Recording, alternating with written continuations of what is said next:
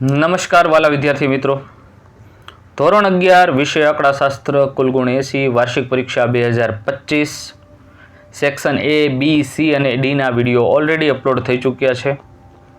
Section E નીચે આપેલા પ્રશ્ન ક્રમાંક 44 થી 46 સુધીના પ્રશ્નોમાંથી તમારે કોઈ પણ 2 પ્રશ્નોના જવાબ આપવાના છે. ટોટલ 8 ગુણનો આ સેક્શન્સ રહેશે અને દરેકના 4 ગુણ રહેશે. તો નીચે આપેલ આવૃત્તિ વિતરણ 59 ગ્રાહકો દ્વારા 500 મિલી પેસ્ચ્યુરાઇઝ્ડ ટન્ડ દૂધની કોથળીઓના જથ્થાની માંગને લગતું છે, જેમાં દૂધની કોથળીઓની માંગ એકમમાં આપેલી છે અને ગ્રાહકોની સંખ્યા આપી છે. અને આ માહિતીનો ઉપયોગ કરી અને કાર્લ પિયર્સનની રીતે આપણે વિષમાંક શોધવાનો છે. તો સમયના અભાવે તમે જોઈ શકો છો, ડાયરેક્ટલી જવાબ આપ્યા છે અને અમુક દાખલાઓ છે એ ગણીને આપેલા છે. તો મધ્યક 4.27 મળશે, બહુલક 4 કોથળી, પ્રમાણિત વિચલન 1.65 કોથળી અને કાલ્પનિકની રીતે વિષમાંક મળશે 0.16. ત્યાર પછી કુટુંબ દીઠ બાળકોની સંખ્યાની માહિતી નીચે પ્રમાણે છે. તો મધ્યસ્થ શોધો.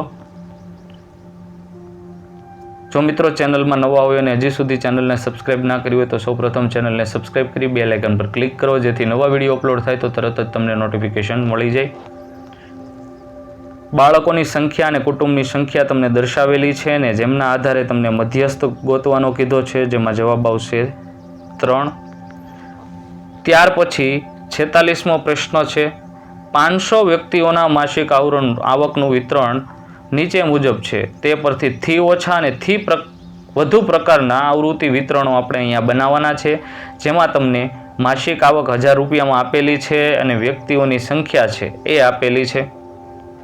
તો સૌપ્રથમ આપણે 500 વ્યક્તિઓની માસિક આવક દર્શાવતું થી ઓછા પ્રકારનું સંચય આવૃત્તિ વિતરણ કરીશું, જેમાં ઉધ્વ સીમા બિંદુથી ઓછી માસિક આવક 1000 રૂપિયામાં આપણે દર્શાવવાની છે અને બાજુમાં થી ઓછી સંચય આવૃત્તિ આપણે દર્શાવવાની છે. તો કોષ્ટક ક્લિયર તમને આપેલું છે, તમે સ્ક્રીનશોટ લઈ શકો છો. ત્યાર પછી આપણે 500 જ વ્યક્તિઓનું માસિક આવક દર્શાવતું થી વધુ પ્રકારની સંચયી આવૃત્તિ વિતરણનું જે કોષ્ટક છે એ બતાવવાનું છે, જેમાં અધોસીમા બિંદુ કે તેથી વધુ માસિક આવક 1000 રૂપિયામાં દર્શાવી છે અને થી વધુ પ્રકારની સંચયી આવૃત્તિ છે જે આપણે કોષ્ટકની અંદર દર્શાવેલી છે.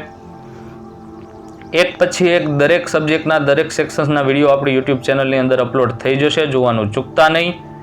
નવા વિડીયો માટે થોડી વેઇટ કરો, લાઇક કરો, કોમેન્ટ કરો, શેર કરો. ફરી મળીશું ખૂબ જ ઝડપથી નવા વિડીયોમાં. Thank you.